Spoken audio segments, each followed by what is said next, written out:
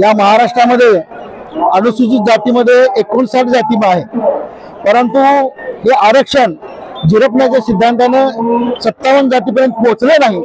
हे आरक्षण 2 जातीमध्येच डंप झाले ही वस्तुस्थिती आहे आणि म्हणून या आरक्षणाची अबकडे वर्गवारी व्हावी, या 57 जातीला या आरक्षणाचा लाभ मिळावा यासाठी या राज्यातल्या मातंग समाजाने या ठिकाणी ही चळवळ उभी केलेली आहे। सकल मातंग समाज म्हणून उद्याच्या 20 मेला आझाद मैदानावरती महामोर्चा त्या ठिकाणी धडकणार आहे आणि यातल्या मागण्या आम्ही नवीन काही मागत नाही, जे संविधानामध्ये दिलेलं आहे आरक्षण जर इतर लोकांपर्यंत पोहोचत नसेल शेवटच्या माणसापर्यंत तर त्याची वर्गवारी केली पाहिजे, त्याला अबकडे केलं पाहिजे। आजपर्यंत 1960 सालापासून केंद्र शासनाने जे 12 आयोग नेमले त्या लोकपुरा समितीपासून ते हुशार महिला समितीपर्यंत या सगळ्या आयोगांनी आरक्षणाची वर्गवारी झाली पाहिजे एकमुखाने सांगितलं आणि उषा मेहराम समितीने त्याच्या पुढे सांगितलं ते संविधानामध्येच आरक्षण असले तरतूद असल्यामुळं तुम्हाला केंद्राकडे जायची गरज नाही, संसदेकडे जायची गरज नाही, कुठेही जायची गरज नाही, ते अधिकार राज्याला दिलेले आहेत आणि राज्याने त्या आरक्षणाची वर्गवारी करावी ही वस्तुस्थिती आहे। आणि या संदर्भात 1 ऑगस्ट 2024 ला सुप्रीम कोर्टाचा निकाल सुद्धा झाला की आरक्षणाची वर्गवारी केली पाहिजे। आता त्या निकालाची अंमलबजावणी करा एवढीच आमची मागणी आहे आणि 57 जातीला न्याय द्या ही भूमिका आहे मात्र आज काय तुम्ही आता ह्या जो आपण रथ पाहतायत हा क्रांती रथ या ठिकाणी या तालुक्यात मराठवाड्यामध्ये फिरणार आहे आणि समाज जागृती आणि उद्याच्या मोर्चाला जास्तीत जास्त मोठ्या प्रमाणात समाजाने यावं यासाठी हा रथ या ठिकाणी फिरणार आहे। आणि आता भगवती मंगल कार्यालय आई तुळजाभवानीच्या साखरे घालायच्या या ठिकाणी आम्ही आलोय की या मातंग समाजावरचा अनेक वर्षानुवर्ष झालेला अन्याय दूर कर माते, आम्ही तुझे भक्त आहोत। या ठिकाणी सर्व निभावत असले ते अनुसूचित जातीच्या संदर्भात हे प्रतिगामीच आत्महत्या ठरलेले आहेत।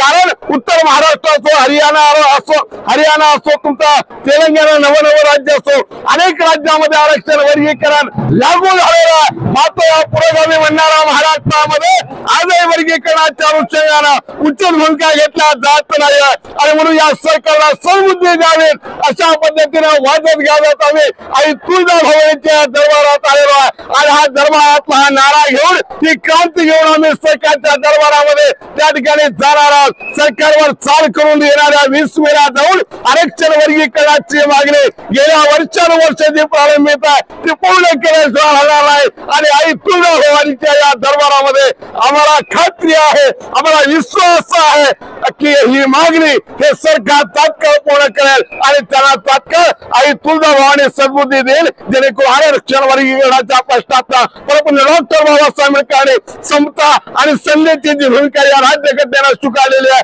सगळ्यांना न्याय देण्याची भूमिका जी स्वीकारलेली आहे, तर ही संविधानिक मागणी पूर्ण होण्यासाठी जसं आज जरी मातंग समाज या ठिकाणी येत असला तरी संपूर्ण अनुसूचित जातीतील घटक हा पीडित आहे। त्यातल्या त्यात सर्वच जे आहे 1-2 जातीच्या अनुषंगाने भारतीय राज्यघटना या ठिकाणी लोकसंख्येच्या प्रमाणात निधी आणि राखीव जागा सांगत असते। दुर्दैवाने या राज्यामध्ये या देशामध्ये जाणीवपूर्वक 61च्या जनगणनेपासून तो आजपर्यंत जो घोळ घातलेला आहे त्याचा सरकारला जाब विचारण्यासाठी आई तुळजाभवानीच्या पावनभूमीतील माते कंपाई निवडा संपूर्ण महाराष्ट्राच्या आझाद मैदानावर उभा केल्याशिवाय राहणार नाही आणि निश्चितपणे आरक्षण वर्गीकरण करून घेत नसले की आवडणार नाही।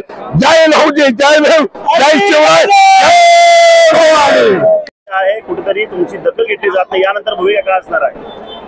आमचं हा अंतिम लढा आहे आरक्षण वर्गीकरणाचा आणि याच्यासाठी आम्ही हे क्षेत्र का निवडलं तर 450 वर्षापूर्वी यवनाचा नायनाट झाला पाहिजे यासाठी भवानी मातेने शिवाजी महाराजाला एक तलवार दिली होती। आता आम्ही या ठिकाणी एवढ्यासाठी आलोत, आम्ही सगळे वंचित आहोत, उपेक्षित आहोत, आरक्षणाचा लाभ मिळाला नाही। भवानी मातेला साकडं घालून असं एक शस्त्र आम्हाला देवी देणार आहे की आमच्यावरचा अन्याय, आरक्षणात रूपी झालेला अन्याय तो नष्ट होऊन आम्हाला समानतेची संधी आम्हाला मिळाली पाहिजे, जे की डॉक्टर बाबासाहेब आंबेडकरांना घटनेच्या माध्यमातून अपेक्षित होती। उद्देशिकेमध्ये बाबासाहेबांनी सांगितले की समानतेची संधी, सामाजिक न्याय या भूमिकेच्या पोटी आम्ही एवढ्या रखरखत्या उन्हामध्ये महाराष्ट्राच्या सगळ्या भागातून या ठिकाणी काही प्रतिनिधी या ठिकाणी आलेले आणि इथं आम्ही आईला साकडे घालत आहोत की आम्हाला आमच्यावरचा अन्याय नष्ट झाला पाहिजे आणि वंचितांना आरक्षणाचा लाभ मिळाला पाहिजे, यासाठीची आमची लढाई आहे।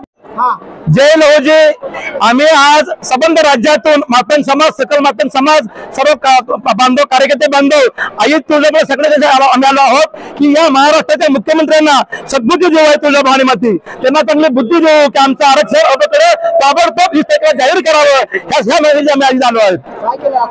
आम्ही आज दिवला पूजा केली, आरती केली आहे की आई जगदंबे या महाराष्ट्राच्या मुख्यमंत्र्यांना एक शक्ती दे, एक ताकद दे, आमच्या मातंग समाजाला अगोदर जाहीर करावं अशी विनंती करा। आम्ही दिवस आलो आहे प्रार्थना।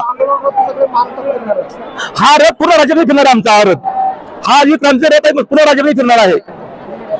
एकच मिनिट, सर्व नौसैनिकांच्या वतीनं या ठिकाणी आई तुळजाभवानीला एक साकडं घालत आहोत। छत्रपती शिवाजी महाराजा काळापासून हा मातंग समाज या आईला साकडं घातलेलं आहे, स्वराज्यासाठी साकडं घातलेलं आहे, स्वातंत्र्यासाठी साकडं घातलेलं आहे, देश स्वातंत्र्यासाठी साकडं घातलेलं आहे। परंतु आज एका वेगळ्या मुद्द्यासाठी साकडं घालण्यासाठी या तुळजाभवानीला आम्ही आलेलो आहोत। आई तुळजाभवानीने या सरकारला, या राज्य सरकारला, या केंद्र सरकारला सद्बुद्धी द्यावी आणि लवकरात लवकर मातंग समाजाचं हे अवकाळ वर्गीकरण, उपवर्गीकरण लवकरात लवकर आरक्षण द्यावं। अन्यथा आता हा शांततेने आलेला मातंग समाज येणाऱ्या भविष्य काळामध्ये अति उग्र आणि उग्र स्वरूपामध्ये या महाराष्ट्रामध्ये आंदोलन पेटून या राज्य सरकार असेल, हा केंद्र सरकार असेल, यांना त्यांची जागा दाखवल्याशिवाय हा सकल मातंग समाज आता स्वस्थ बसणार नाहीये। धन्यवाद।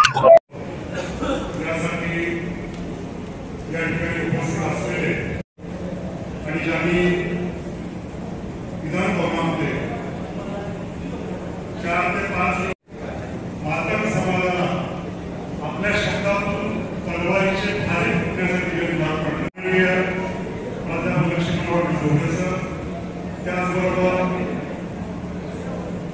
समाजाच्या खुशीमध्ये, त्याचबरोबर आपल्या कर्तृत्वानं संपूर्ण राज्यात त्या सर्वांची नावं घेत असते, परंतु मातंग समाजाचा लढा हा धडाधडीने, उठावदारपणे आणि टोकदार लढण्याचा त्या स्थापनेच्या कार्यक्रमाचा मी साक्षीदार आहे। आपली वेळोवेळी चर्चा होत असते। काकासाहेब कांबळे, न्यूज लोकमंच, धाराशिव।